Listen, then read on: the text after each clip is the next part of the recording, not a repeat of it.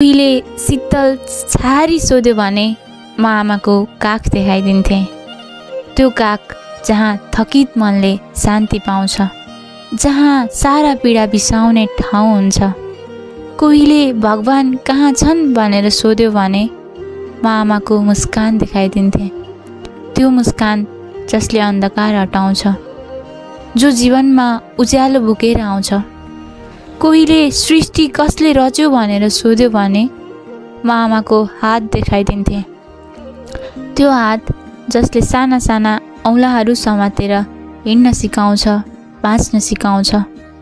मेरी आमा जो आफ्ना सबै सपना मारेर हाम्रा सपनाहरू हुन्छन्, हाम्रो खुसीका लागि आफूलाई भुल्छिन् र त संसारकै सबैभन्दा ठुलो त्यागी बन्छन्।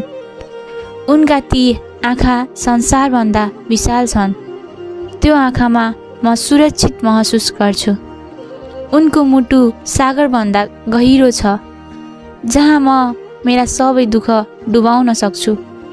उनको मायाले भोकलाई भुलाउँछ, उनको स्पर्शले पीडालाई बिर्साउँछ।